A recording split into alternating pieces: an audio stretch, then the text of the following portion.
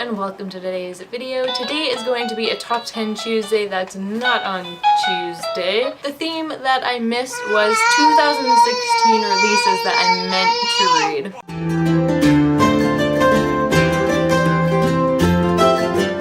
So I have 9 books here that I pulled from my shelves that were released in 2016 and I have yet to read and I really want to read. So I am not going to order this from the order of when they were published. I'm just gonna go from the top of this pile to the bottom. So the first one on my stack of books is The Crowns Game by Everland Sky. I really do want to read this book. I'm very interested in it. This one was in one of those subscription boxes that I got. I don't remember if it was in uppercase or owl crate. And I'm not going to read the whole description for it because I have 9 books. That would take too long, so I will link all the books in the description box below so you can read what ones you want to. The next book I have here that I was very excited about, and I haven't read it for some bizarre reason, and that is Glass Sword by Victoria Aveyard. I have the signed first edition too. That's how much I wanted this book. The third one comes out February 7th. So I really need to read this one in January or the beginning of February. The third book in my stack is First Life by Gina Showalter. I saw in one video someone was very excited about it, and then I heard a ton of mixed reviews on it. And then I saw it at Shoppers Drug Mart. I did read about 44 pages in, but I don't remember anything that I read, so I will start from the beginning when I do pick this up. Hopefully 2017 is the year to read this book.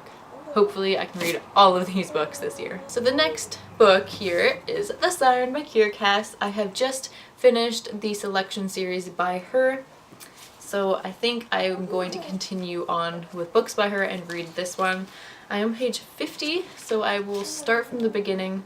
I remember this one a bit more than the other book.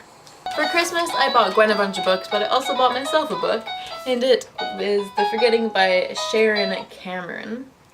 And this book, I saw it in someone's video, and it intrigued me so much. The description just made me instantly go look it up on Goodreads, see when it was being published, and I've been waiting for it. I keep going to the bookstore and picking it up and putting it down, so I finally got it.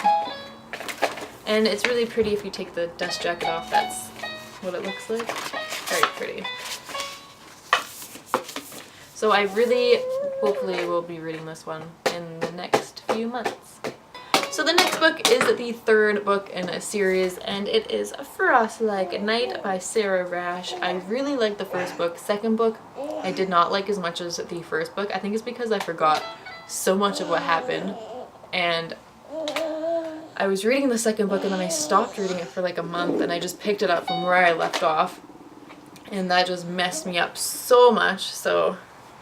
I should have started from the beginning. So when I read this third book, I'm definitely gonna look into what happened in the first and second book. So this one I'll be able to actually appreciate, enjoy, and know what's going on. So the third to final book is Bright Smoke, Cold Fire by Rosamund Hodge. I have read 2 other books by Rosamund Hodge. They are Cruel Beauty and Crimson Bound, and all of them are retellings. So this one is a retelling of, what is it? Romeo and Juliet. I don't really think I've heard anything about this book, but I personally liked the other 2 books. I like her writing, I like the stories, so I am looking forward to this one. Just totally not with anything to do about the book, but this dust jacket is really loose. Like, they could have, I don't know. It just feels very loose. It's weird. Totally unrelated to the story. Okay, my second to final book is Everland by Wendy Spinelli. I got this in the Steampunk Owl crate. I don't know what month it was. And I started it, I think I got to page 45, 42. That's usually where I drop off on books. This is a steampunk retelling of Peter Pan, and it seemed pretty interesting. The final book here is Girl Against the Universe by Paula Stokes, and this is the only contemporary book in my pile. I hardly buy contemporary anymore. I don't really know when that switch happened, but I do love reading contemporary. It's just, I find I don't really reread them often. They're more one-time reads, for me at least. This one came in uppercase, and it is signed.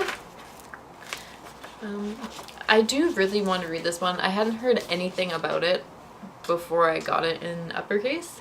But if you take the dust jacket off, there's indents on the cover that look like a tennis court, like the front here.